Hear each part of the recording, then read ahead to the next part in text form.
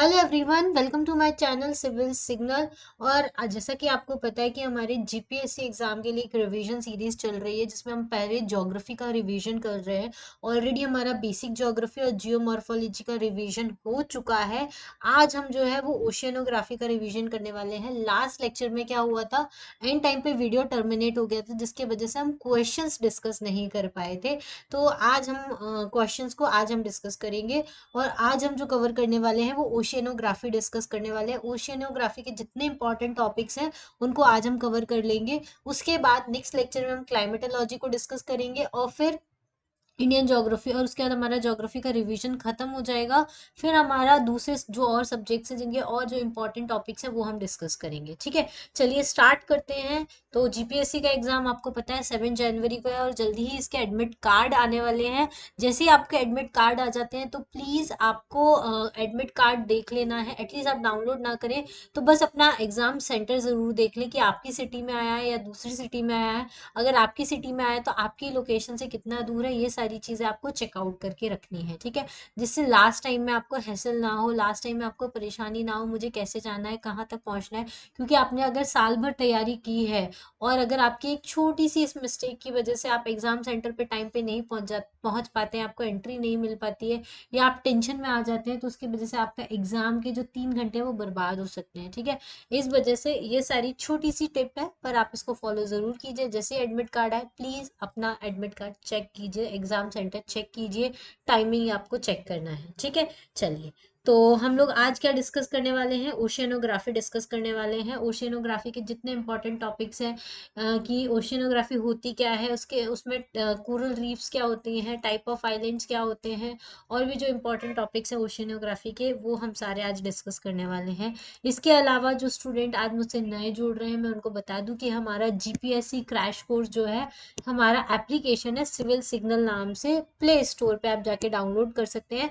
वहां पे आपको मिल जाएगा जीपीएससी का क्रैश कोर्स। ये ऑन हुआ था जब हमारा ये एग्जाम का नोटिफिकेशन आया था। 17 अगस्त से ये स्टार्ट हो चुका था और इसमें बहुत सारे जो वीडियोस हैं वो ऑलरेडी हम अपलोडेड है अधिकतर सब्जेक्ट के। इसमें सारे जीपीएससी के सब्जेक्ट्स जो है वो कवर किए जाएंगे। अगर आप इस एग्जाम की तैयारी करो या इसके अगले साल के भी एग्जाम की तैयारी करो या आप जीपीएससी को टारगेट कर रहे हो तो आप ये क्रैश कोर्स को आज भी ज्वाइन कर सकते हो। ये लाइफ टाइम वैलिड रहेगा। आपका एग्जाम जब तक क्लियर नहीं होगा तब तक आप इस क्रैश कोर्स के वीडियोस को देख सकते हैं। और इसके अलावा एक बहुत ही अच्छा न्यू ईयर ऑफर अभी चल रहा है, तो आप इस न्यू ईयर ऑफर का यूज करके ये कोर्स सिर्फ आप 1499 में आपको ये पूरा कोर्स मिल सकता है लाइफ टाइम एक्सेस के साथ, जिसमें फ्री स्टडी मटेरियल भी मिलेगा और सारे सब्जेक्ट्स के लेक्चर्स मिलेंगे साथ में आपको। आप मुझसे कभी भी कनेक्ट हो सकते हैं, कोई भी डाउट पूछ सकते हैं। हम आपके लिए लाइव सेशंस भी ऑर्गेनाइज करेंगे। अगर आपको कोई भी डाउट आता है तो डाउट क्लियरिंग सेशंस भी होते हैं। तो सिर्फ और सिर्फ 1499 का ये कोर्स है, तो आप चाहें तो जाके ज्वाइन कर सकते हैं। जीपीएससी क्रैश कोर्स डिटेल में पूरा अवेलेबल है, सारे वीडियोस आपको इस पर मिल जाएंगे। अगर आप चाहें तो अभी भी सिविल सिग्नल ऐप डाउनलोड कर लीजिए, उसमें बहुत सारे फ्री स्टडी मटेरियल इसी कोर्स के कि किस टाइप का ये कोर्स है, कैसे वीडियोस बनाए जाते हैं वो भी आप जाके देख सकते हैं, चेकआउट कर सकते हैं। ठीक है, चलिए आपको कूपन कोड क्या यूज करना है 1499 में परचेज करने के लिए। वैसे इस कोर्स का प्राइस जो है वो 2499 रुपीज है, लेकिन अभी न्यू ईयर की वजह से सिर्फ ये आपको 1499 का मिल रहा है 31 दिसंबर तक। तो आप चाहें तो इसको अभी जल्द से जल्द परचेज कर सकते हैं। कूपन कोड यूज कर लीजिएगा न्यू ईयर 2024। चलिए अब देर ना करते हुए हम ओशियनोग्राफी के टॉपिक डिस्कस करते हैं। लास्ट लेक्चर में हम लोगों ने 3 थ्योरीज डिस्कस की थी, continental drift, sea floor spreading और प्लेट टेक्टोनिक थ्योरी, जिसमें से सी फ्लोर मैपिंग वाली जो थ्योरी थी वो ओशियनोग्राफी से रिलेटेड थी, जिसमें ये बताया गया था कि कैसे हमारा जो ओशन का फ्लोर है मिड ओशियनिक रिज पे बनता है और ट्रेंचेस पे डिस्ट्रॉय होता है। ये सारी चीजें हम लोगों ने सी फ्लोर स्प्रेडिंग थ्योरी के अंदर देखी थी। और प्लेट टेक्टोनिक थ्योरी के अंदर हम लोगों ने ये देखा था कि किस तरीके से हमारी प्लेट्स मूव कर रही हैं, कैसे माउंटेन्स बन रहे हैं, कैसे अलग अलग लैंडफॉर्म्स बन रहे हैं। ये सब हम लोगों ने प्लेट टेक्टोनिक थ्योरी में देखा था। तो चलिए आज हम स्टार्ट करते हैं ओशियनोग्राफी के बारे में। ओशियन क्या है, ओशियन के बारे में क्या क्या चीजें हमको जाननी चाहिए वो हम डिस्कस करेंगे। तो पहले तो ओशियन और कॉन्टिनेंट के बीच में एक मार्जिन होती है। मार्जिन मतलब जहाँ पे कॉन्टिनेंट खत्म होता है और ओशियन स्टार्ट होता है, तो एकदम से स्टार्ट नहीं होता है।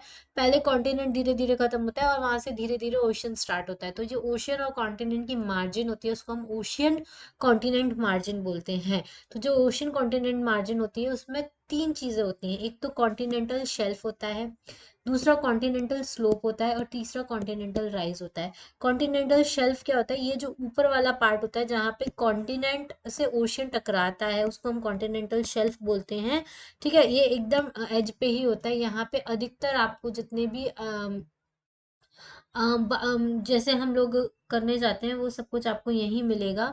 आपको ये जो पूरा आप जैसे हम कोई सी कोस्ट के, जैसे आप कभी गोवा गए हो, तो गोवा जाते हैं तो हम बीच के किनारे जाते हैं, तो बीचेस वगैरह जो होते हैं वो कॉन्टिनेंटल शेल्फ के ऊपर ही होते हैं। ठीक है, फिर उसके बाद कॉन्टिनेंटल शेल्फ के बाद आगे तक ये जाता है, जैसे जैसे हम आगे जाते जाते, इसलिए तो सी जो होता है वो डीप होता जाता है कॉन्टिनेंटल शेल्फ में। ठीक है, यहाँ आपको बहुत सारे एनिमल्स, फिशेस वगैरह भी आपको कॉन्टिनेंटल शेल्फ पे देखने को मिलेंगे। पर्ल्स जो होते हैं, ये सारी चीज़ें आपको कॉन्टिनेंटल शेल्फ पे देखने को मिलेगी। फिर एक एरिया, एक ट्रांजिशन जोन आता है जहाँ कॉन्टिनेंटल शेल्फ खत्म हो जाता है और एक डीप, बहुत ज़्यादा डीप एकदम ओशियन हो जाता है, उसको हम कॉन्टिनेंटल स्लोप बोलते हैं।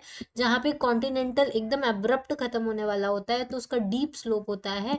तो ये कॉन्टिनेंटल स्लोप जो होता है वो ओशियन में होता है, और यहाँ से ओशियन की जो डेप्थ होती है वो काफ़ी ज़्यादा हो जाती है।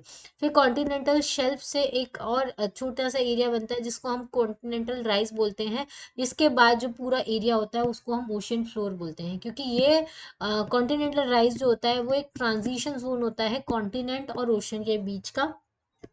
तो ये जो एरिया होता है इसको हम कॉन्टिनेंटल राइज बोलते हैं। इसके यहाँ से थोड़ा सा कॉन्टिनेंट राइज होना स्टार्ट होता है, क्योंकि इसके पहले पूरा सी सी फ्लोर आपको देखने को मिलता है। ठीक है, फिर इसके बाद यहाँ यहाँ के बाद ये जो सी फ्लोर होता है उसी को हम एबिसल प्लेन भी बोलते हैं, और इसी में आगे जाके ओशियन फ्लोर पे ही आपको डीप सी ट्रेंचेस भी देखने को मिलते हैं जहाँ पे ओशियन फ्लोर डिस्ट्रॉय भी होते हैं। ठीक है, तो बाकी सारी जितनी लैंडफॉर्म्स होते हैं ओशियन के, वो एबिसल प्लेन या फिर ये ओशियन फ्लोर पे आपको मिलेंगे। चाहे कोई भी लैंड मास हो, माउंटेन्स हो, अंडर अंडर ओशियन वाले जो माउंटेन्स होते हैं, सबमरीन्स वगैरह होती हैं, जो बहुत सारे जैसे पीएमएन जिसको बोलते हैं, पॉली मॉड्यूल्स, एग्जैक्टली सॉरी मुझे नाम याद नहीं आ रहा। तो बहुत सारे जो रिसोर्सेज होते हैं, बहुत सारे मिनरल्स होते हैं, वो आपको इस प्लेन पे भी देखने को मिलते हैं। ठीक है, इवन कहीं कहीं पे जहाँ पे फ्लो अच्छा होता है वाटर का, लोग हाइड्रो इलेक्ट्रिसिटी जनरेशन के लिए भी ओशन फ्लोर को यूज करते हैं। तो ये सारी चीजें होती है ओशन कॉन्टिनेंट मार्जिन पे। अब ओशन में एक और बहुत इंपॉर्टेंट चीज, अब इसके अलावा मिड ओशियनिक रिज कैसे फॉर्म होती है, ट्रेंचेस पे कैसे डिस्ट्रॉय होती है, ये सब कुछ तो हमने जियोमॉर्फोलॉजी में पढ़ लिया, तो अब उसको हमको वापस यहाँ रिपीट करने की जरूरत नहीं, क्योंकि ये रिवीजन सीरीज है और इसमें हम इतना टाइम वेस्ट नहीं करेंगे। अब हम और जो इंपॉर्टेंट क्वेश्चन बनते हैं ओशियनोग्राफी से, हम उन टॉपिक्स को उठाएंगे। जैसे कि टाइप ऑफ आइलैंड से आपके बहुत सारे क्वेश्चन आपको देखने को मिलते हैं एग्जाम में, जैसे कि कितने टाइप के आइलैंड है। तो चार टाइप के आइलैंड है। एक तो वॉल्केनिक आइलैंड जो प्लेट के मूवमेंट की वजह से या हॉटस्पॉट एक्टिविटी की वजह से बनते हैं। फिर होता है कॉन्टिनेंटल आइलैंड, जो कॉन्टिनेंट्स होते हैं, वो कॉन्टिनेंट का कोई पार्ट जो है वो बड़े कॉन्टिनेंट से अगर अलग हो जाता है तो उसकी वजह से जो आइलैंड बनता है, जैसे मेडागास्कर आइलैंड आपने देखा होगा कि अफ्रीका है, फिर यहाँ पे मेडागास्कर हुआ, ऐसे इंडिया के साथ भी है, इंडिया है फिर यहाँ श्रीलंका हुआ। तो ये सारे जो आइलैंड्स होते हैं इनको कॉन्टिनेंटल आइलैंड्स बोलते हैं। फिर कोरल आइलैंड जो कोरल रीफ के वजह से बनते हैं, और सैंडबार आइलैंड जो सैंड के इकट्ठा होने की वजह से बनते हैं। और ये वॉल्केनिक आइलैंड्स जो होते हैं वो वॉल्केनिक इरप्शन से बनते हैं। प्लेट का मूवमेंट होता है और कहीं पे हॉटस्पॉट होता है तो उसकी वजह से वहाँ पे वॉल्केनिक आइलैंड्स बनते हैं। ठीक है, चलिए, अब ये कॉन्टिनेंटल आइलैंड जो है वो क्या होते हैं, ये पार्ट हुए होते हैं एक बड़े लार्ज कॉन्टिनेंट का और उससे अलग होते जा रहे हैं, तो इसको हम कॉन्टिनेंटल आइलैंड बोलते हैं। वॉल्केनिक आइलैंड जहाँ पे ओशन ओशन प्लेट का कॉलिजन हो रहा है, तो एक ओशन प्लेट सबडक्ट हो रही है तो उसकी वजह से लावा बाहर आता है और आइलैंड बनते हैं, उसको हम क्या बोलते हैं, वॉल्केनिक आइलैंड बोलते हैं। या फिर कहीं पे हॉटस्पॉट एक्टिविटी है, मतलब कोई अर्थ की लेयर से मैग्मा बाहर आ रहा है एक पर्टिकुलर स्पॉट पे, और वहां से फिर प्लेट मूव कर रही है, तो वहां पे ये आइलैंड बनता जाएगा बनता जाएगा, तो इसको हम हॉटस्पॉट वॉल्केनिक आइलैंड बोलते हैं। फिर कोरल रीफ के फॉर्मेशन की वजह से भी आइलैंड बनते हैं। कितने टाइप के कोरल रीफ फॉर्म होते हैं वो भी हम अभी आगे पढ़ेंगे। फिर सैंड बार आइलैंड क्या होता है, अगर सैंड का एक्यूमुलेशन हो जाता है कोस्ट के आसपास वाले एरिया में, तो उसकी वजह से जो आइलैंड बनता है उसको हम सैंड बार आइलैंड बोलते हैं। देखो आप फोटोज भी देख सकते हो। जैसे कॉन्टिनेंटल आइलैंड है, कौन सा है, ये वाला जो मेडागास्कर आइलैंड है, ये अफ्रीकन कॉन्टिनेंट से अलग होके बना है, तो इसको कॉन्टिनेंटल आइलैंड बोलते हैं। ये वाला आइलैंड जो है वो वॉल्केनिक आइलैंड है, क्योंकि यहाँ पे एक हॉटस्पॉट एक्टिविटी है।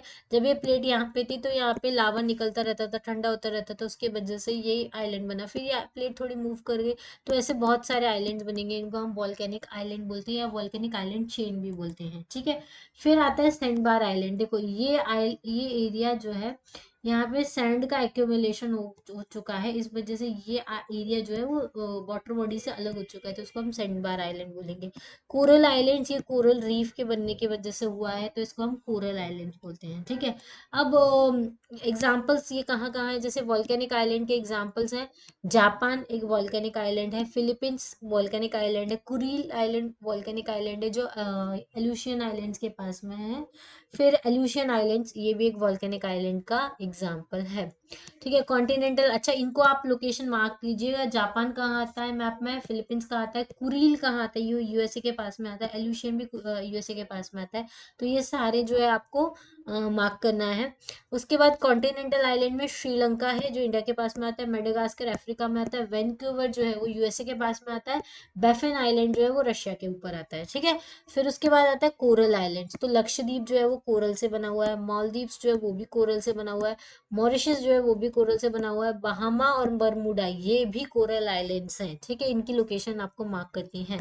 इसके अलावा सेंडवार आइलैंड में लॉन्ग आइलैंड जो है न्यूयॉर्क का, ये एक सेंडवार आइलैंड है, इनकी लोकेशन आप मार्क कर सकते हैं। अब एक्चुअली हम कोरल रीफ के बारे में भी काफ़ी डिटेल में पढ़ने वाले हैं। क्यों? क्योंकि कोरल रीफ से जो हम डिस्कस करने वाले हैं उन टॉपिक्स पे बहुत क्वेश्चंस पूछे जाते हैं। अधिकतर क्वेश्चन एग्जाम में जो है वो कोरल रीफ पे देखे जाते हैं, क्योंकि ये काफ़ी न्यूज़ में भी रहती है। और अभी ऑस्ट्रेलिया की जो ग्रेट बैरियर रीफ है वो उसको काफ़ी डैमेज पहुंच रहा है, तो उसकी वजह से ये काफ़ी ज़्यादा न्यूज़ में बनी रहती है। तो कोरल रीफ से रिलेटेड क्वेश्चन जो भी होते हैं वो हम डिस्कस करेंगे। कोरल रीफ्स जो होते हैं वो इंडिकेटिव होते हैं हेल्थ और मरीन इकोलॉजी के, प्राइमरी फूड चेन के पार्ट होते हैं। ठीक है। हेल्थ और मतलब मरी ये क्या होते हैं, मतलब अगर मरीन इकोलॉजी की हेल्थ अच्छी होगी तभी कोरल रीफ सरवाइव कर सकते हैं, अदरवाइज कोरल रीफ जो है वो सरवाइव नहीं करते। इसलिए अगर कहीं पे कोरल रीफ एग्जिस्ट करता है मतलब वहाँ की मरीन इकोलॉजी अच्छी है और हेल्दी है। ये प्राइमरी फूड चेन का पार्ट होते हैं, ये ग्रेट बायोडाइवर्सिटी का सोर्स होते हैं। कोरल्स जो होते हैं वो टाइनी फ्लैशी सी पॉलिप्स होते हैं। ठीक है। ये छोटे छोटे फ्लैशी सी पॉलिप्स होते हैं जो क्या करते हैं, कैल्शियम को एक्सट्रैक्ट करते हैं सी वाटर से for their skeleton to protect their bodies. ये स्केलेटन, इनकी बॉडी के ऊपर एक स्केलेटन होता है, उसको बनाने के लिए कैल्शियम को एक्सट्रैक्ट करते हैं, और ये जो स्केलेटन होता है इनकी बॉडी को प्रोटेक्ट करता है सी से। ठीक है।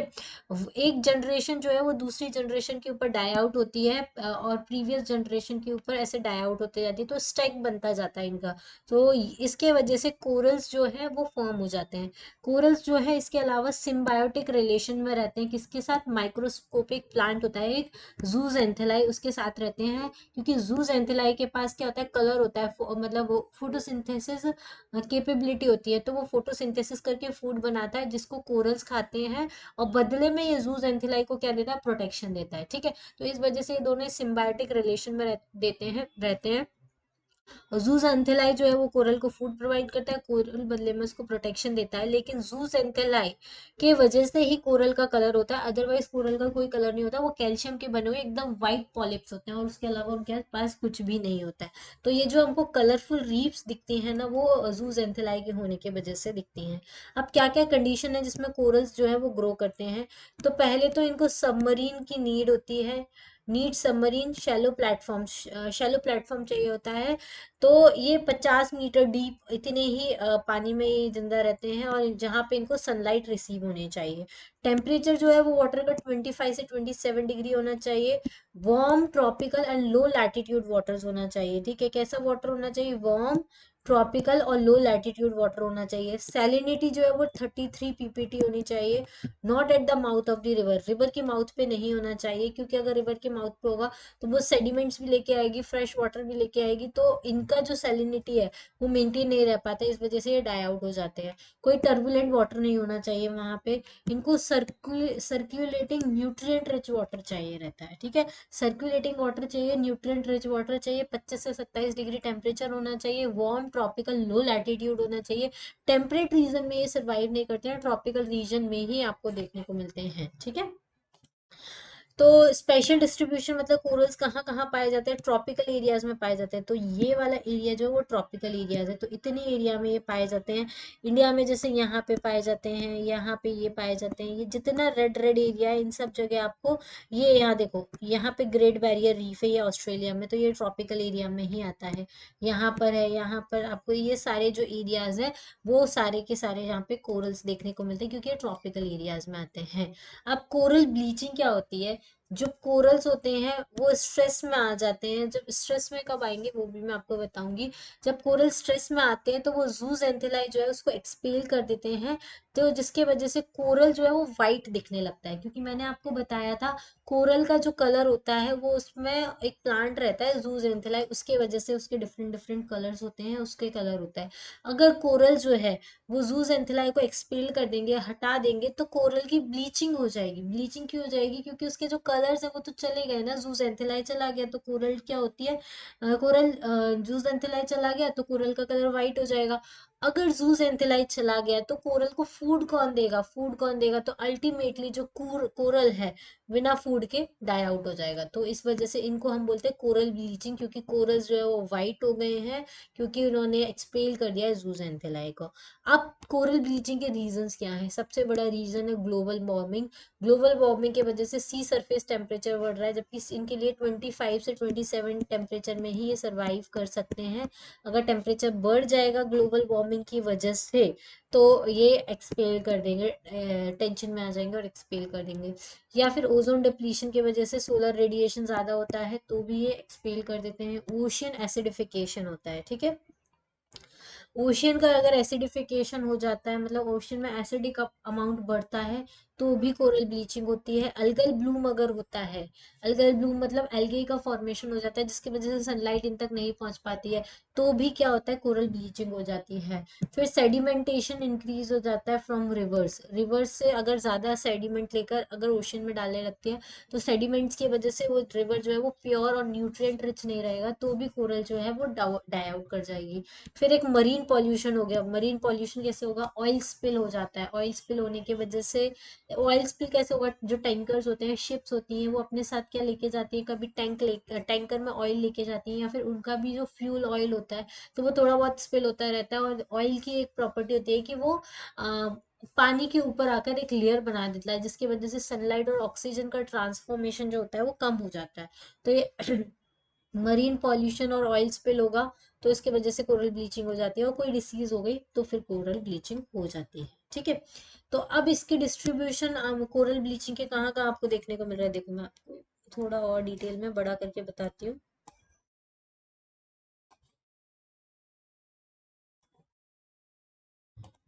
ये देखो कोरल ब्लीचिंग यहाँ वाले एरिया में, ये एरिया में, ये जो रेड रेड वाला पूरा एरिया दिख रहा है ना, यहाँ पे आपको कोरल ब्लीचिंग देखने को। अब कोरल रीफ्स का फॉर्मेशन कैसे होता है, ये बहुत इंपॉर्टेंट टॉपिक है।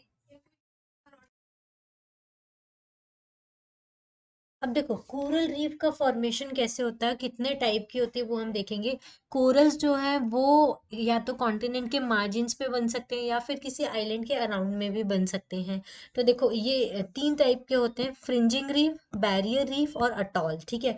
फ्रिंजिंग रीफ मतलब किसी आइलैंड के आसपास में ये बनते हैं, और आइलैंड जो है वो पूरी, अच्छा आगे मैं बताती हूँ, डिटेल में देख लेते हैं। फ्रिंजिंग रीफ मतलब क्या होता है, कोरल रीफ जो है वो किसी भी आइलैंड के मार्जिन के अलोंग डेवलप हुआ है। जैसे ये आइलैंड है, इसके जो मार्जिन है यहाँ पे ये कोरल रीफ डेवलप हुआ है, इसको हम क्या बोलते हैं, फ्रिंजिंग रीफ बोलते हैं। If gap is created between the corals and the surface of island, then the small water body lagoon is form, ठीक है। अगर कोई गैप क्रिएट हो जाता है कोरल और जो सरफेस है आइलैंड का, मतलब ये सरफेस है आइलैंड पॉइंट का, और यहाँ पे मान लो कोरल्स डेवलप हुआ है, तो बीच में जो एरिया होता है वहां पे एक स्मॉल वाटर बॉडीज बन जाती है जिसको हम लगून बोलते हैं, ठीक है। तो जैसे ये वाला है, ये आइलैंड है, इसके सराउंडिंग में रीफ बन गया, इसको हम फ्रिंजिंग रीफ बोलते हैं, ठीक है। वैसा ही देखो एक और रीफ होता है, बैरियर रीफ जिसको बोलते हैं। रीफ जो है वो कंटिन्यूअस नहीं है बट ब्रोकन है। कैसे? मतलब देखो, lagoon can connect to the open ocean, lagoon जो है वो ओपन ओशन से कनेक्ट हो जाता है, मोस्ट एक्सटेंसिव होता है। If they are parallel to coast is called the barrier reef, ठीक है। इसमें क्या होता है, जो रीफ है वो कंटिन्यूअस नहीं है, जैसे कि अभी वाले में क्या था, आइलैंड था, उसके आसपास में कंटिन्यूअस कोरल रीफ बनी हुई थी। इसमें क्या है, कोई एक आइलैंड है, उसके पैरेलली ये रीफ बन जाती है और ब्रोकन होती है, मतलब एकदम कंटिन्यूअस नहीं होती है, तो इसको हम बैरियर रीफ बोलते हैं। और इसमें जो लगून होते हैं, अगर इसकी मान लो ये जैसे फॉर एग्जांपल ये जैसे आइलैंड है, इसके पैरेलली बन रही है, ठीक है। अब यहाँ पे अगर बीच में कोई वाटर बॉडी आती है, अब ये इतनी कंटिन्यूअस नहीं होती है, जैसे ये रीफ है, ऐसे ये ब्रोकन है, तो ये जो बीच में लगून फॉर्म होता है वो डायरेक्टली ओपन सी से कनेक्ट हो जाता है। यहाँ पे अगर सी है तो इससे कनेक्ट हो जाएगा, यहाँ लगून फॉर्म हुआ है, ये आइलैंड है, और यहाँ पे रीफ फॉर्म हो गई है, ठीक है, और ये ब्रोकन है बीच में से, तो ओपन सी से कनेक्ट हो जाता है। अधिकतर ये मोस्ट एक्सटेंसिव होते हैं, और ये पैरेलली फॉर्म होते हैं आइलैंड के, जैसे कि ग्रेट बैरियर रीफ, ये ऑस्ट्रेलिया का मैप है, ये ऑस्ट्रेलिया में यहाँ पे ये जो है ये बैरियर रीफ फॉर्म हुआ है अलोंग द कोस्ट, मतलब पैरेलल टू द कोस्ट, और ये वर्ल्ड का सबसे बड़ा रीफ माना जाता है, इसलिए इसको द ग्रेट बैरियर रीफ बोलते हैं। इवन इसको हम उसमें भी सैटेलाइट से भी देख सकते हैं, ठीक है। तो ये वर्ल्ड का लार्जेस्ट कोरल रीफ है, और ये सीरियस डेंजर में है। ग्रेट बैरियर रीफ जो है वो 2300 किलोमीटर लॉन्ग है, और इसको स्पेस से भी देखा जा सकता है, और इसकी position of the coast of the Queensland Australia से है, ठीक है। इसकी जो पोजीशन है वो कोस्ट क्वींसलैंड जो है वहां पर है ऑस्ट्रेलिया में। अनफॉर्चुनेटली ये डाई होते जा रहा है। मेन रीजन क्या है?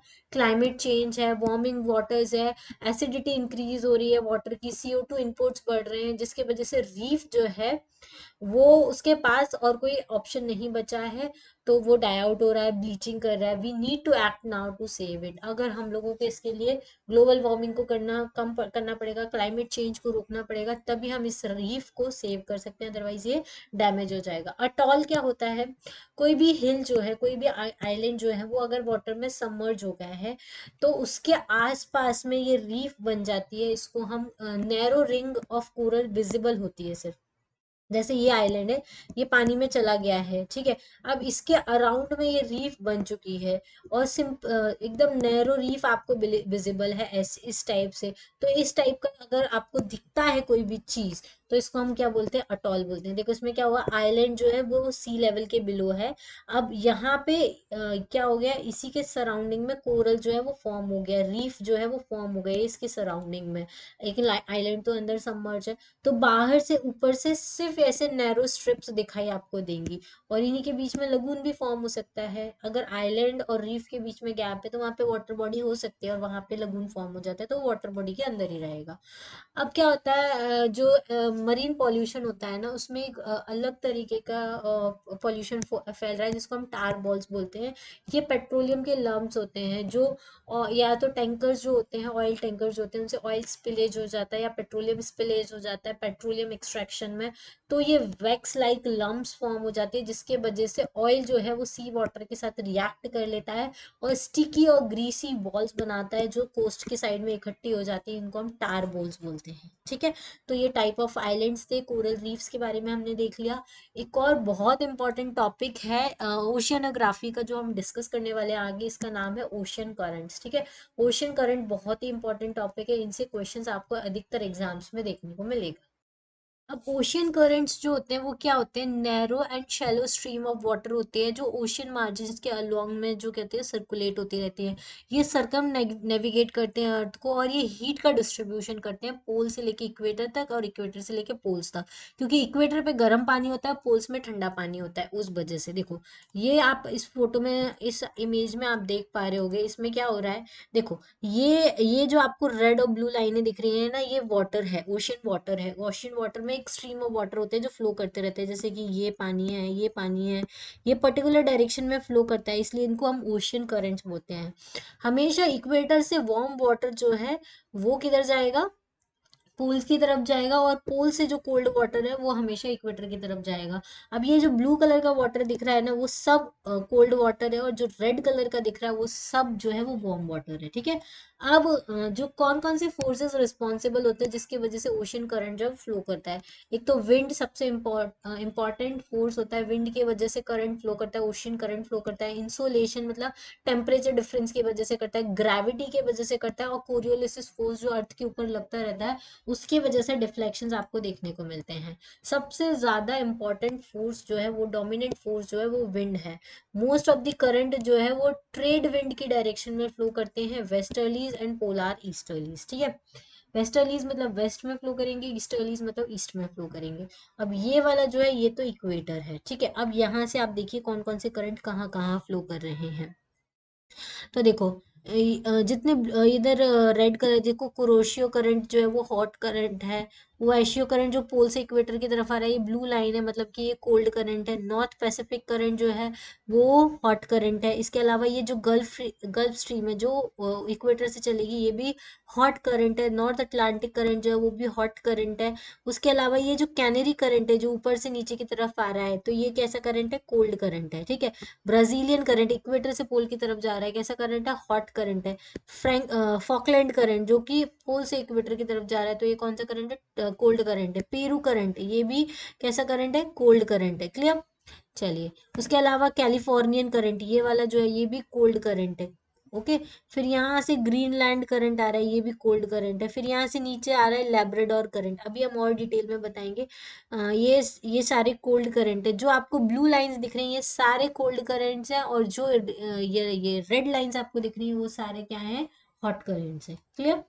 चलिए, अब ओशियन करंट्स वर्ल्ड में कौन कौन से करंट इंपॉर्टेंट है, एक तो सबसे पहले हम डिस्कस करेंगे ओशियन करंट्स जो बहुत इंपॉर्टेंट है। एक है ये गल्फ स्ट्रीम जो अमेरिका के नॉर्थ अमेरिका के पास में फ्लो करता है, ये हॉट करंट है, और इसके वजह से ये हीटिंग इफेक्ट देता है अमेरिका के इन रीजन्स को। साथ में यहाँ से एक और करंट, कोल्ड करंट आता है, ये ब्लू कलर का आपको दिख रहा है, ये लैब्राडोर करंट है। और गल्फ स्ट्रीम और लैब्राडोर की मिक्सिंग होती है, और जहाँ पे भी हॉट करंट और कोल्ड करंट मिलते हैं वहाँ हॉट फिशिंग ग्राउंड बनता है। फिशिंग ग्राउंड क्योंकि हॉट करंट और कोल्ड करंट मिलता है ना, वहाँ पे न्यूट्रिएंट रिच वाटर होता है, जिसकी वजह से फिशिंग ग्राउंड अच्छा बनता है। और वो एरिया जो होता है वो फॉगी हो जाता है, क्योंकि गर्म पानी और ठंडा पानी मिलने की वजह से वहाँ फॉगी एरिया आपको देखने को मिलता है। फिर यहाँ पे नॉर्थ अटलांटिक ड्रिफ्ट जो है, इसका एक पार्ट नीचे की साइड जाता है, एक पार्ट ऊपर की साइड जाता है। ये हॉट करंट है, इसको नॉर्वेजियन करंट भी बोलते हैं, जिसकी वजह से ये वाले एरिया में ये क्या करता है, हीटिंग इफेक्ट देता है। तो यहाँ के जो कोस्टल पोर्ट होते हैं ना वो एक्टिव रहते हैं, ठीक है। क्योंकि हॉट करंट की वजह से वहां पे हीटिंग इफेक्ट रहता है, तो वहां पे बर्फ कम जमी होती है। फिर ऊपर से एक करंट आता है जिसको हम कैनरी करंट बोलते हैं, जो डेसिकेटिंग इफेक्ट देता है ये अफ्रीकन डेजर्ट को। ये भी हम पढ़ेंगे, ये डेसिकेटिंग इफेक्ट क्या होता है, ये सारी चीजें हम डिटेल में पढ़ने वाले, डिटेल में हम लोगों ने ऐसे डिस्कस किए हैं।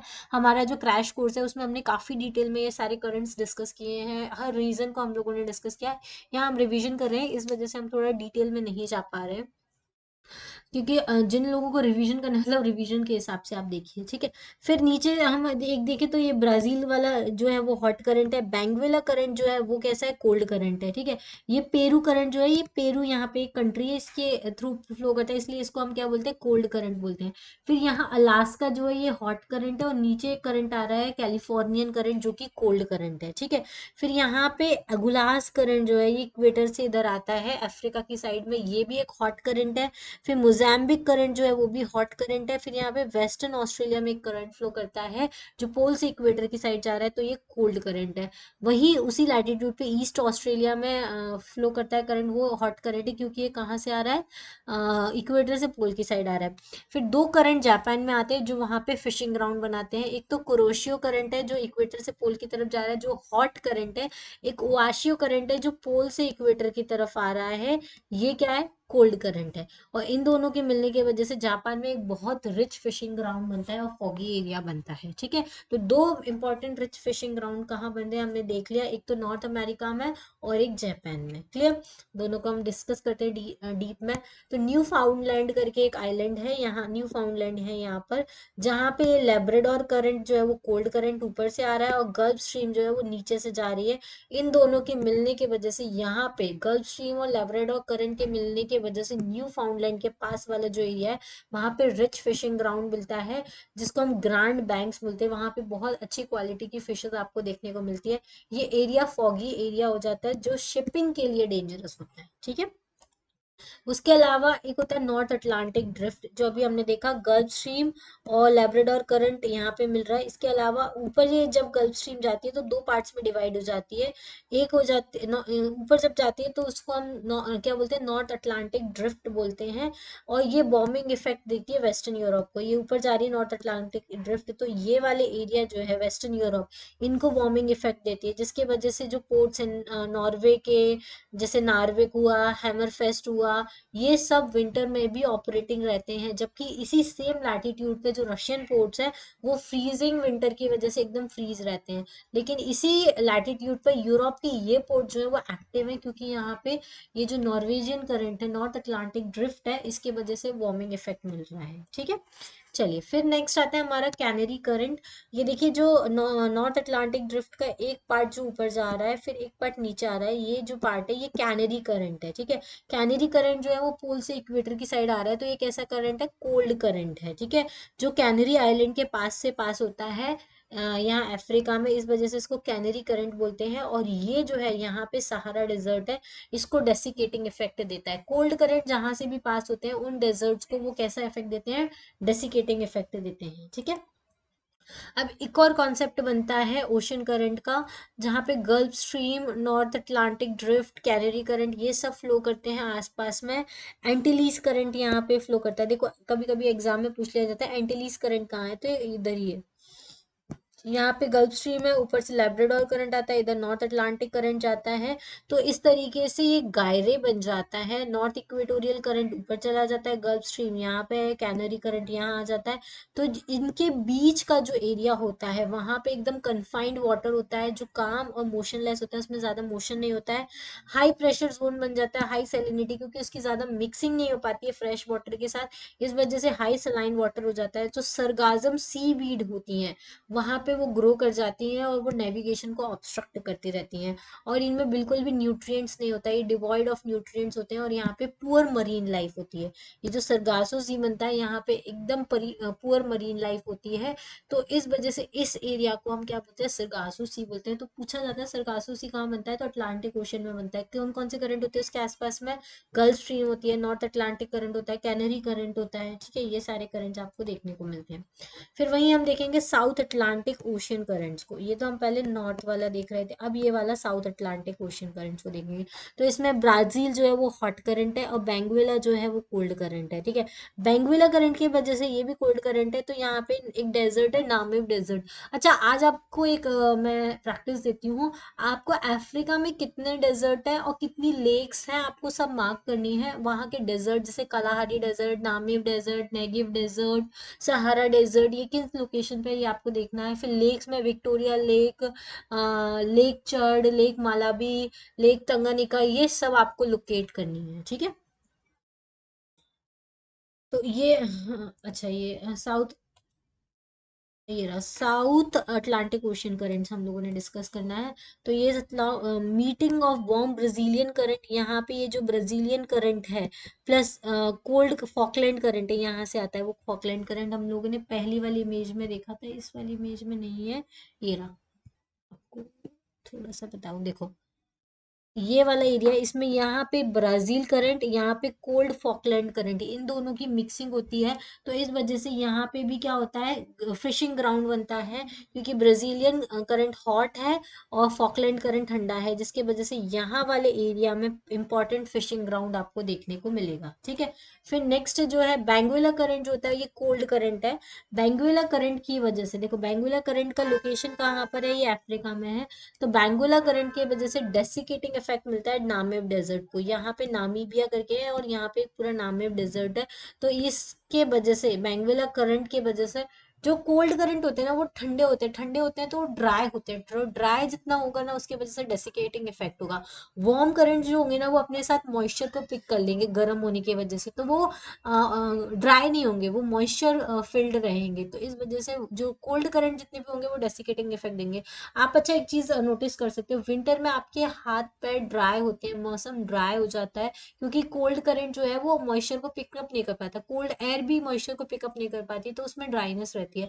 जबकि जो वार्म गर्म हवाएं चलती है ना उनमें मॉइस्चर रहता है, क्योंकि वो क्या करती है आसपास की जो वाटर बॉडीज होती है या फिर आसपास में कोई भी एरिया होता है वहां से मॉइस्चर पिक कर लेती है। तो कभी भी हमेशा गर्मियों में पसीना आता है और ठंडियों में क्या होता है हमारी स्किन ड्राई होती है, तो हमको ज्यादा मॉइस्चराइज करने की जरूरत होती है। ठीक है, चलिए नेक्स्ट है अब हमारा north Pacific ocean current. North Pacific ocean currents ये वाले हैं, ठीक है। इसमें नॉर्थ इक्वेटोरियल करंट है, साउथ इक्वेटोरियल करंट है, अगुलास करंट है, ये सारे करंट्स है, ठीक है। अब इसमें desiccating effect of cold current. Cold Californian current जो है, जो देखो कैलिफोर्नियन करंट, ये कैलिफोर्निया, यहाँ से कोल्ड कैलिफोर्नियन करंट फ्लो कर रहा है जो चिलिंग इफेक्ट देता है western coast of North America को। इसके अलावा यहाँ पे 3 डेजर्ट है, एक तो मोहावे डेजर्ट, सोनोरन डेजर्ट और कैलिफोर्नियन डेजर्ट। यहाँ पे आप जब नॉर्थ अमेरिका का मैप देखेंगे तो आपको यहाँ पे 3 डेजर्ट मिलेंगे, मोहावे डेजर्ट, सोनोरन डेजर्ट और कैलिफोर्नियन डेजर्ट। इन तीनों डेजर्ट को डेसिकेटिंग इफेक्ट कौन दे रहा है? Cold current. कौन सा कोल्ड करंट? तो कैलिफोर्नियन करंट। ओके, फिर एक और लोकेशन है वर्ल्ड में जहाँ पे वार्म करंट और कोल्ड करंट मिलते हैं, वो है जापान के पास में। एक कुरोशियो करंट है जो नीचे से आ रहा है, ये वाला वार्म करंट है, और ऊपर से एक करंट आ रहा है ओएशियो करंट। तो कुरोशियो और ओएशियो करंट जहाँ पे मिलते हैं जापान के पास में, वहाँ रिच फिशिंग ग्राउंड मिलता है और फॉगी एरिया आपको क्रिएट होता हुआ दिखता है, ठीक है। तो 3 करंट हम लोगों ने देख लिए जहाँ पे रिच फिशिंग ग्राउंड आपको देखने को मिलता है, एक तो गल्फ स्ट्रीम और लैब्राडोर करंट, दूसरा ब्राजीलियन करंट और फॉकलैंड करंट, और तीसरा हमने देखा कुरोशियो और ओएशियो करंट, ठीक है। इन सब के वजह से आपको फिशिंग ग्राउंड देखने को मिलता है। अब ये पेरू पे भी, यहाँ पे पेरू में, ये मतलब कि साउथ अमेरिका में पेरू जो है यहाँ पे अटाकामा डेजर्ट है। ये पेरू भी कैसा है? कोल्ड करंट है, तो अटाकामा डेजर्ट को ये कैसा देगा? डेसिकेटिंग इफेक्ट देगा। फॉकलैंड आइलैंड है, यहाँ पे ये भी डेसिकेटिंग इफेक्ट देगा। बेंगुएला करंट या नामिब डेजर्ट को डेसिकेटिंग इफेक्ट देगा। ये कैलिफोर्नियन करंट, यहाँ पे मोहावे डेजर्ट, सोनोरन डेजर्ट है, कैलिफोर्नियन डेजर्ट है, इनको क्या देगा? डेसिकेटिंग इफेक्ट देगा, ठीक है। ये सारी चीजें हैं। नॉर्थ इंडियन ओशियन करंट्स, अब ये बहुत इंपॉर्टेंट है इंडिया के लिए। देखो, इंडिया का जो करंट है, इंडिया में जो ओशन करंट्स फ्लो होते हैं ना उनका डायरेक्शन चेंज होता रहता है विंड के डायरेक्शन में के अकॉर्डिंग। आपको पता हो तो, अगर इंडिया मानसून आपने पढ़ रखा है तो क्या होता है, जब हमारे यहाँ पे मानसून सीजन आता है तो उस टाइम पे जो हवाएं चलती हैं वो इस साइड से चलती हैं, मतलब कि साउथ से नॉर्थ की तरफ हवाएं चलती हैं। और विंटर में ही ये हवाएं रिवर्स हो जाती है, मतलब कि लैंड से ओशन की तरफ हवाएं चलती हैं, मतलब नॉर्थ से साउथ की तरफ हवाएं चलने लग जाती हैं। तो ये दोनों चीजें चेंज होती हैं। तो विंटर में क्या होता है, अब यहाँ पे इंडिया कहाँ है, इंडिया कहाँ गया, ये तो ऑस्ट्रेलिया है, यहाँ कहीं ये रहा इंडिया, ये रहा। अब नॉर्थ में क्या, जब विंटर का टाइम होगा तो हवाएं ऐसी चलती हैं, ठीक है, ऐसी चलेंगी। और जब समर का टाइम होगा तो हवाएं इंडिया में ऐसी चलेंगी, ठीक है। ये चीजें होती हैं। और ये नीचे जो है वो करंट इस डायरेक्शन में फ्लो कर रहे हैं, और ये भी इस डायरेक्शन में फ्लो कर रहे हैं। तो अब इंडिया के साथ क्या केस बनेगा, आप ये देखिए। नेविगेशन में हमेशा इंडियन ओशन करंट जो है वो आपको मदद करेगा। समर के टाइम पे क्या होता है, विंड और करंट जो है वो टुवर्ड्स इंडिया फ्लो करते हैं, क्योंकि समर में तभी तो हमारे यहाँ पे मानसून सीजन आता है, मानसून विंड्स आती हैं। तो हमारे यहाँ पे जो विंड का डायरेक्शन होता है वो किस डायरेक्शन में होता है? इंडिया की तरफ होता है। तो लोग अरेबिया से, पहले के जमाने में लोग क्या करते थे, जब अरब से इंडिया ट्रैवल करके आते थे, क्योंकि हवाएं इस डायरेक्शन में चल रही हैं, तो अरेबिया टू इंडिया आते थे, ठीक है। विंटर में इन हवाओं का डायरेक्शन चेंज हो जाता है, तो विंटर में हवाएं ऐसे चलती हैं इंडिया से अरेबिया की तरफ। तो विंड और करंट फ्लो जो होता है वो टुवर्ड्स अरेबिया हो जाता है। तो विंटर में लोग क्या करते थे, इंडिया से अरेबिया वापस चले जाते थे, तो सी वेसल जो है वो इंडिया से अरेबिया वापस जाते थे। तो ये बहुत इंपॉर्टेंट था सी ट्रेड के लिए, क्योंकि देखो समर में ये लोग आए जब अरब से इंडिया की तरफ हवाएं चल रही है, अब ये कब तक वेट करेंगे इंडिया में? विंटर तक वेट करेंगे, और विंटर तक यहाँ रहेंगे, तो यहाँ के लोगों के साथ वहाँ पे ट्रेड करेंगे, वहाँ पे कल्चरल इंटरेक्शन करेंगे। तो काफी कुछ ये लोग सीख के जाएंगे और काफी कुछ हमको सिखा के जाएंगे। तो आपस में इसलिए अरेबिया और इंडिया का काफी सी ट्रेड चलेगा और कल्चरल इंटरेक्शंस होगा। तो ये बहुत इंपॉर्टेंट रोल प्ले करेंगी नेविगेशन का इंडियन ओशन करंट्स में, ठीक है। अब बंगाल देखो, ये अरेबियन करंट ये इस डायरेक्शन में फ्लो हो रहा है, ये अरेबिया में इस डायरेक्शन में फ्लो होता है। नीचे एक नॉर्थ इक्वेटोरियल करंट फ्लो हो रहा है जो कि वार्म करंट है, ये ट्रेड विंड्स जा रही है। ये इंडियन ओशन का एरिया है, यहाँ पे ये सोमालियन करंट है, ये अगुलास करंट है, क्योंकि इक्वेटर से जा रहा है तो ये भी वार्म करंट होगा, ठीक है। ये इंडियन ओशन करंट है। लेकिन एक करंट है वेस्ट ऑस्ट्रेलियन करंट जो कि कोल्ड करंट है, क्योंकि ये पोल से इक्वेटर की तरफ आ रहा है, ठीक है। चलिए नेक्स्ट अब हम डिस्कस करेंगे नया टॉपिक टाइड्स। टाइड्स के बारे में भी काफी क्वेश्चन पूछ लिए जाते हैं एग्जाम में, तो ये भी हम डिस्कस कर लेते हैं। इसी के साथ फिर हमारा ओशियनोग्राफी के बहुत सारे इंपॉर्टेंट टॉपिक जो है वो डिस्कस हो चुके हैं। तो ओशियन टाइड्स में एक्चुअली होता क्या है, टाइड्स क्या होता है, कंटिन्यूअस राइज और फॉल होता है सी वाटर का gravitational force of sun and moon के वजह से। इसको हम टाइड्स बोलते हैं, क्या बोलते हैं, टाइड्स बोलते हैं। अब ग्रेविटेशन और सेंट्रीफ्यूगल फोर्स लगने के वजह से जो ये सी वाटर का राइज और फॉल होता है, इसको हम ओशन टाइड्स बोलते हैं।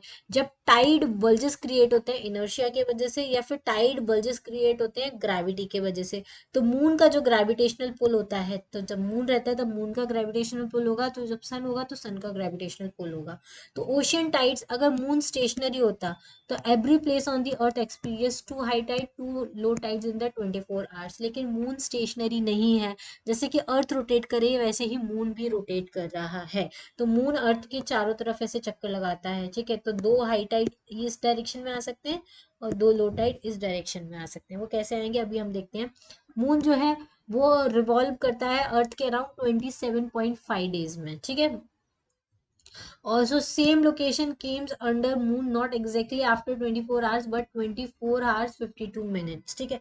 अब ये 28 दिन में चक्कर लगाता है अर्थ के चारों तरफ, क्योंकि 28 दिन में ही क्या होता है, आपको पता होगा सन, न्यू मून और फुल मून आता है ना, तो वो इसी वजह से आता है क्योंकि ये अर्थ के अराउंड रोटेट करता रहता है। कुछ सेम लोकेशन पर ये जो है not exactly after 24 hours but 24.52 minutes में आ जाता है, इसलिए इसकी डायरनल फ्रीक्वेंसी हाई टाइड और लो टाइड की है 12 घंटे 26 मिनट। 12 घंटे 26 मिनट में हाई टाइड्स और लो टाइड्स आते हैं, ठीक है। अब एपोजी और पेरिजी टाइड्स क्या होते हैं, ये देखो यहाँ पे अर्थ है, तो मून की ऑर्बिट जो है वो अर्थ के अराउंड एलिप्टिकल है, जैसे कि सन के अराउंड मून अर्थ की है, ठीक है। पेरिजी टाइड्स मतलब जब अर्थ जो है वो मून के बहुत पास में है। एपोजी टाइड जब अर्थ मून से काफी दूर है। तो एपोजी टाइड्स में क्या होगा, टाइड्स कम आएंगे, लो टाइड्स आएंगे। क्यों, क्योंकि इनकी लोकेशन ज्यादा है तो ग्रेविटेशनल पुल ज्यादा नहीं लग पाएगा। पेरिजी में हाई टाइड्स आएंगे, हाई टाइड्स जो है वो हायर होंगे। क्यों, क्योंकि इनका ये पास में रहेगा, मून और सन दोनों पास में रहेंगे, तो उसकी वजह से ग्रेविटेशनल पुल जो है वो ज्यादा लगेगा आपको देखने में, ठीक है। अब देखो, ये एपोजी और पेरिजी टाइड्स जो आते हैं ना, वो तो मून की पोजीशन होती है अर्थ के रिस्पेक्ट में तब आते हैं। फिर एक होता है सीजी की पोजीशन, जिसमें सन अर्थ और मून की पोजीशन पे डिपेंड करता है हाई टाइड्स आएंगे या लो टाइड्स आएंगे। स्प्रिंग टाइड्स कब आएंगे, जब मून और सन और अर्थ तीनों एक ही स्ट्रेट लाइन में हो। इस पोजीशन को हम बोलते हैं सिजी की पोजीशन। ये मंथ में 2 बार होती है, जब सन मून और अर्थ आते हैं न्यू मून के टाइम, उसको हम न्यू मून बोलते हैं, ठीक है। एक बार सन अर्थ और मून आते हैं, तब जब यहाँ पे मून होता है तो हम उसको फुल मून वाली पोजीशन बोलते हैं। तो ये 15 दिन में न्यू मून और फुल मून आते हैं, इसलिए ये वाली जो पोजीशन है वो मंथ में 2 बार होती है। कंजंक्शन होता है जब न्यू मून आता है, अपोजिशन होता है जब फुल मून आता है। जब सन और न्यू मून साथ में होते हैं तो एक साथ ग्रेविटेशनल पुल लगाएंगे, तो इसको कंजंक्शन बोलेंगे। जब मून इधर है सन इधर है, तो दोनों अपोजिट डायरेक्शन में ग्रेविटेशनल पुल लगाएंगे, तो इसको फुल मून बोलेंगे, तो इसको अपोजिशन बोलेंगे, ठीक है। अब एक और पोजीशन होती है जिसको हम बोलते हैं क्वाड्रेचर पोजीशन। उसमें सन, अर्थ और मून क्वाड्रेचर फॉर्म में होते हैं। क्वाड्रेचर मतलब 90 डिग्री एंगल पे होते हैं। यहाँ सन होता है, यहाँ मून होता है, यहाँ सन होता है, यहाँ मून होता है। मून की पोजीशन चेंज होती रहती है। सन एंड मून जो है वो राइट एंगल पे होते हैं ईच अदर के, इसको बोलते हैं हम क्वाड्रेचर पोजीशन। तो इस केस में जो फोर्स होता है सन का और मून का, वो काउंटर एक्ट कर जाता है, और ये 7 to 8 day of every fort night आता है, ठीक है। 7 से 8 दिन में एक बार आता है। एक बार मून यहाँ पोजीशन पे होगा, फिर यहाँ पोजीशन पे होगा, फिर एक बार यहाँ होगा, फिर एक बार यहाँ पोजीशन पे होगा। तो ये 7 से 8 दिन में आती है, और ये वाली पोजीशन 15 दिन में एक बार आती है, ठीक है। चलिए, इतना समझ में आया आपको। अब स्प्रिंग टाइड और नीप टाइड क्या होते हैं? स्प्रिंग टाइड और नीप टाइड मतलब हाई टाइड्स होते हैं। स्प्रिंग टाइड जो होता है वो हाईएस्ट हाई टाइड होता है, नीप टाइड जो होता है वो लोएस्ट हाई टाइड होता है। देखो, स्प्रिंग टाइड की पोजीशन मतलब कि मून, अर्थ और सन तीनों सेम पोजीशन में है, सेम लाइन में है, स्ट्रेट लाइन में है, ठीक है, तो उसको हम स्प्रिंग टाइड बोलते हैं। और जब सन, मून और अर्थ क्वाड्रेचर पोजीशन में है तब जो टाइड्स आते हैं उसको हम नीप टाइड बोलते हैं, ठीक है। तो ये आपको देखना है, हर 7 डेज के इंटरवल में स्प्रिंग टाइड्स और नीप टाइड्स आएंगे, क्योंकि जब यहाँ होगा तो स्प्रिंग टाइड आएगा, फिर यहाँ होगा तो नीप टाइड आएगा, फिर यहाँ आएगा तो स्प्रिंग टाइड आएगा, फिर यहाँ आएगा तो फिर नीप टाइड आएगा, ठीक है। अब ये जो स्प्रिंग टाइड की पोजीशन है, इसमें जो हाई टाइड्स आएंगे वो जितनी यूजुअल हाई टाइड आते हैं उससे हाईएस्ट आएंगे, क्योंकि दोनों का ग्रेविटेशनल पुल लगेगा, सन का भी और मून का भी। और जब वो क्वाड्रेचर पोजीशन में होंगे तो सन और मून का जो ग्रेविटेशनल पुल है वो काउंटर एक्ट करेगा, तो जो हाई टाइड की पोजीशन होगी वो लोएस्ट होगी, जो नॉर्मल यूजुअल हाई टाइड्स आते हैं उनसे भी कम होगी। देखो, 7 डेज का इंटरवल होता है एक स्प्रिंग टाइड और नीप टाइड के बीच में। अब हम इन दोनों में डिफरेंसेस देख लेते हैं, स्प्रिंग टाइड और नीप टाइड में क्या डिफरेंस है। ये वाले जो क्वेश्चंस है आप इसको प्लीज कंपैरिजन को ध्यान से देखिएगा, क्योंकि ये जो स्प्रिंग टाइड और नीप टाइड के जो हाई टाइड और लो टाइड के जो क्वेश्चंस होते हैं ना, स्टेटमेंट वाइज आते हैं और बच्चे उसमें कंफ्यूज हो जाते हैं किसका हायर होता है किसका लोअर होता है। तो मैं आपको यहाँ पे बहुत अच्छे से समझा रही हूँ। जो स्प्रिंग टाइड्स होते हैं उसमें सीजी की पोजीशन में होते हैं, तो इस वजह से ग्रेविटेशनल पुल ज्यादा होता है, तो हाई टाइड्स जो होते हैं वो हायर होते हैं देन यूजुअल, ठीक है। फिर नीप टाइड के केस में क्या होते हैं, क्वाड्रेचर पोजीशन में होते हैं। कौन सी पोजीशन में होते हैं, क्वाड्रेचर पोजीशन में होते हैं, तो ग्रेविटेशनल पुल काउंटरएक्ट करता है, तो जो हाई टाइड नॉर्मल आते हैं ना उससे भी कम आएंगे, तो लोअर देन यूजुअल होता है, ठीक है। स्प्रिंग टाइड के केस में लो टाइड जो है वो लोअर देन यूजुअल आएंगे, क्योंकि सीजी की पोजीशन है, ग्रेविटेशनल पुल ज्यादा होगा, तो लो टाइड जो है जितने आने चाहिए उससे भी कम आते हैं, ठीक है। अब यही नीप टाइड के केस में क्वाड्रेचर पोजीशन में तो ग्रेविटेशनल पुल जो है काउंटरएक्ट कर जाएगा, तो लो टाइड जो है वो हायर देन यूजुअली होगा। ये सीधी की पोजीशन में आते हैं, ये क्वाड्रेचर पोजीशन में आते हैं। ग्रेविटेशनल फोर्स जो है सन और मून का दोनों का एक साथ लग रहा है, ग्रेविटेशनल फोर्स जो है सन और मून का काउंटरएक्ट कर रहे हैं, ठीक है। ये सारी चीजें हैं। उसके बाद हम ओशन से रिलेटेड एक और टॉपिक डिस्कस करने वाले हैं, जो है सैलिनिटी ऑफ ओशन। इसके बारे में भी क्वेश्चंस बहुत सारे पूछे जाते हैं, इस वजह से हमने इसको इंक्लूड किया है रिवीजन क्लासेस में, ठीक है। सैलिनिटी ऑफ ओशन, पहले तो एक बहुत ही इंपॉर्टेंट प्रॉपर्टी है सी वाटर की, सैलिनिटी की वजह से ओशन ओशन कहलाता है, ठीक है। इसमें सैलिनिटी एक्चुअली होती क्या है, कितना अमाउंट ऑफ सॉल्व डिजोल्व है 1000 ग्राम ऑफ सी वाटर में, उसको हम उसकी सैलिनिटी बोलते हैं।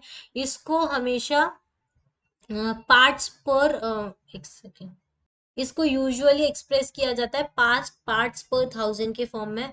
जो सरफेस सैलिनिटी होती है वो मेजरली अफेक्टेड बाय 3 प्रोसेस। जो सरफेस की ऊपर सैलिनिटी होती है, एक ओशन पूरा डीप ओशन होता है, उसका जो सरफेस वाटर होता है उसमें वाटर का अमाउंट चेंज होता रहता है, तो उसकी सैलिनिटी भी चेंज होती है। कहीं बारिश होती है, कहीं गर्मी ज्यादा पड़ती है तो इवेपोरेशन ज्यादा हो जाएगा तो सैलिनिटी बढ़ जाएगी, बारिश हो जाएगी तो सैलिनिटी कम हो जाएगी, क्योंकि अमाउंट ऑफ वाटर बढ़ रहा है, ठीक है। तो मेजरली किन प्रोसेस से इफेक्ट करती है, तो पहला है decrease of salinity by precipitation. Precipitation मतलब रेनफॉल।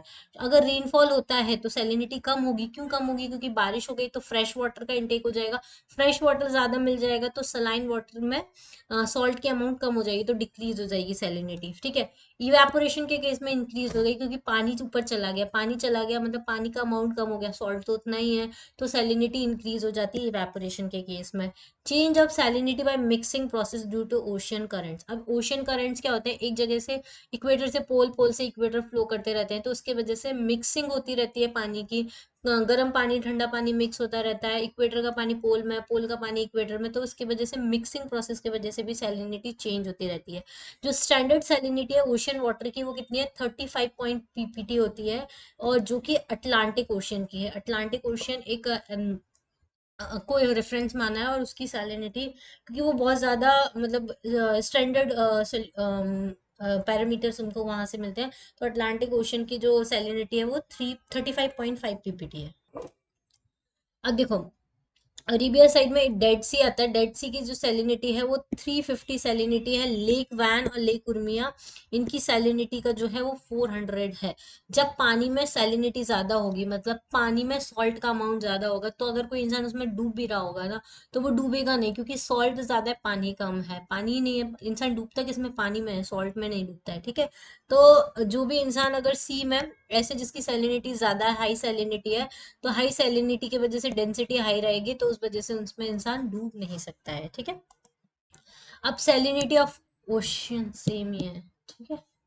तो अच्छा ठीक है, यहीं पे हमारा ये जो सैलिनिटी वाला टॉपिक है वो फिनिश हो गया है, और इसी के साथ हमारा जो ओशियनोग्राफी के इंपॉर्टेंट टॉपिक्स हैं वो हम लोगों ने डिस्कस कर लिए हैं। तो आपको सारे टॉपिक्स अच्छे से पढ़ के जाना है। मेन जो आपको पढ़ना है वो ओशियन करंट्स और टाइड्स, इन दोनों के ऊपर बहुत क्वेश्चन पूछे जाते हैं, ये आपको पढ़ना है।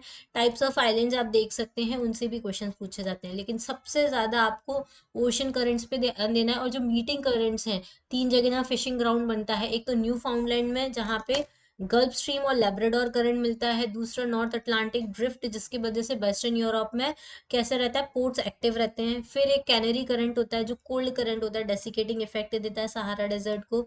सरगासो सी के बारे में एक बार और रिवाइज कर लेना, ठीक है। उसके बाद बहिया ब्लांका में यहाँ पे क्या होता है, ब्राजीलियन करंट और फॉकलैंड करंट मिलता है, ये आपको पता होना चाहिए। बेंगुएला करंट जो है वो नामीब डेजर्ट को डेसिकेटिंग इफेक्ट देता है। इसके अलावा हम लोगों ने पढ़ा था ये कैलिफोर्नियन करंट जो है वो डेसिकेटिंग इफेक्ट देता है मुहावे और सोनोरन डेजर्ट को।